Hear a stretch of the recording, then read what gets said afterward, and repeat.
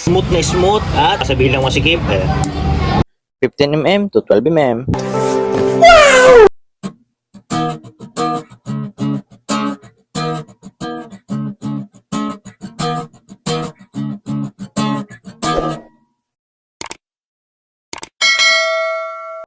Ayan, at ginawa na natin yung kanyang hydraulic brake at may tunog dyan. Nagawa na natin, natanggalan natin. Pero may tunog pa rin. Yun ay nandito na sa hub at yan ang gagawin natin. Dahil ang kanyang hub na 15mm ang butas ay ginamitan ng 12mm na original na true axle ng fork ng tweeter. So ayan, doon nagkakaproblema. Yan yung true axle niya. Sobrang luwag. So ibig sabihin lang, kaya mayroon siyang pitik o pumapalo siya pag nagpipreno siya. Kasi nga, yung true axle niya maluwag. Dapat kasi hindi maluwag yan. So dun tayo nakakarinig ng yung tunog o yung pumipitik. Kahit na na-check na natin lahat. Kasi maluwag yung true axle.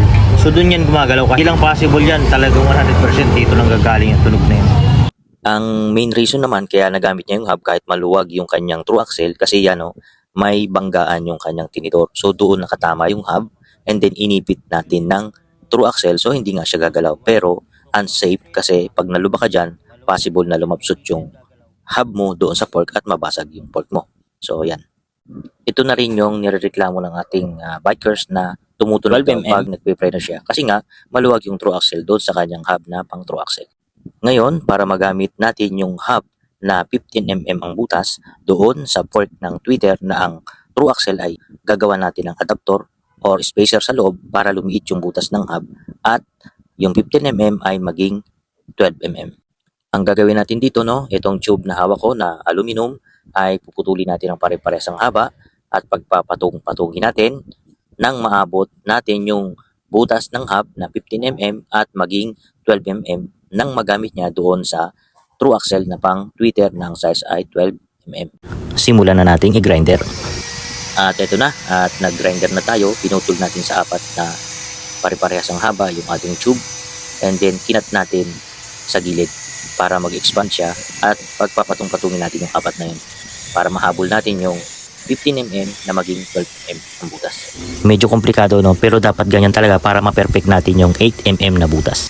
At ito, natapos na natin lahat gawin yung ating gagawing adapter. Ayan, pinasok natin doon sa 12mm na true axle and then patong ulit ng isa and then pangalawa and then pangatlo and then kung kailangan pa ng pang-apat, papasok pa ulit tayo.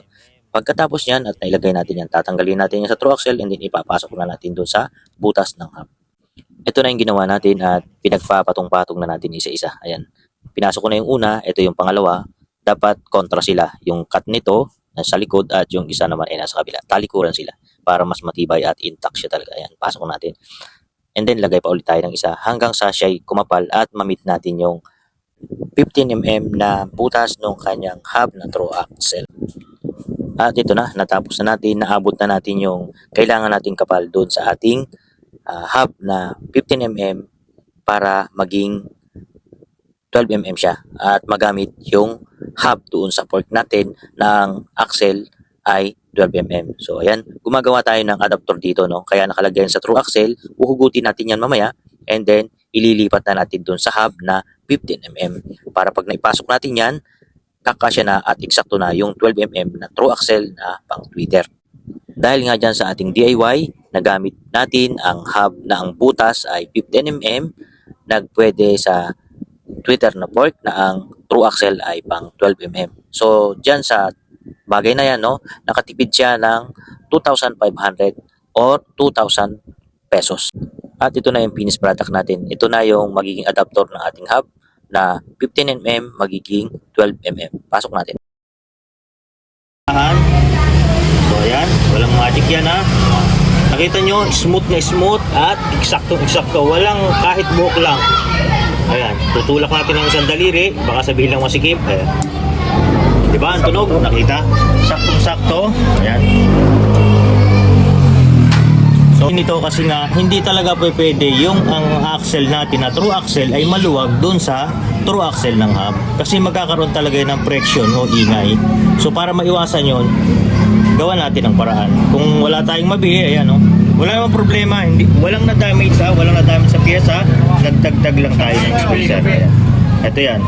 So ngayon, yung isa niyang hub, mas malaki. Eksakto dito, mas maliit yun. Wala na siyang problema. Huhugutin niya lang yan. Tatanggalin ito. Parang mayroon na lang siyang, in short, ang tawag dito ay adapter na. Yan.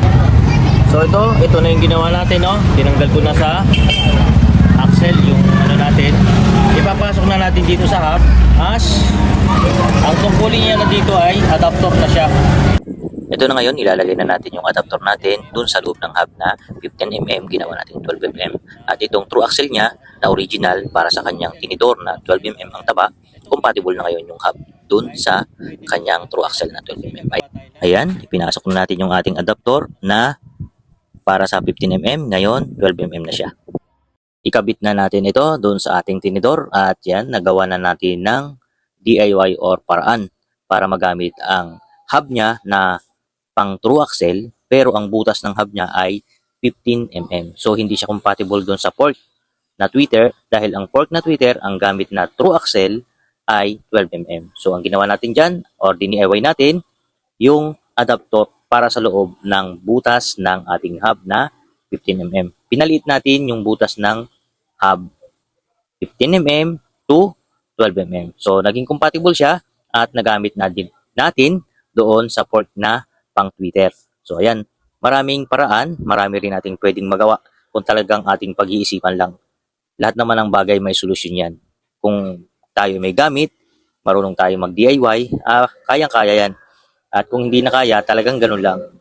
Try and try hanggang sa makuha natin yung pwede nating magawang paraan dun sa bike. So napaka-safe niyan, baka sabihin ng iba, hindi safe. Safe yan, safe na safe yan. Wala naman tayong tinanggal, wala tayong sinira. Nagdagdag lang tayo ng adapter para sa hub para hindi siya kumalog. So ayan, ang ganda ng ikot, di ba? Oh, di ba? Panalo 'yan. Ito na nga pala yung original na sounds ng paggawa natin ito. 8 feet na. Wala na. Maigpit. Bitawan mo, makapreno ka pala. Okay. So ayan, napakaganda na ng ikot at smooth siya. Bakit? Dahil yung ating true axle Kung wala ay eksakto doon sa hub. So yun ang problema niyan, hindi yung yung preno naayos ko na.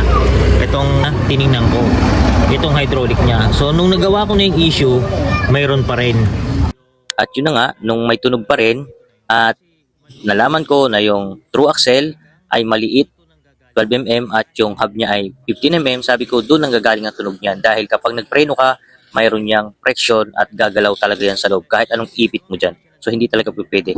So ayan, nilagyan natin ng adapter yung loob at nawala na ang problema na tunog ng kanyang bike. So ayan, sana may natutunan ulit kayo sa video na ito. Pinapahirapan tayo ni Biker League sa kanyang bike, no? Sige. Kakaibang problema na naman ang ating naranasan. Panibagong DIY at paraan ang ating nagawa dyan. Pero dahil dyan, lumalawak ang ating gawa at kalaman. Thank you!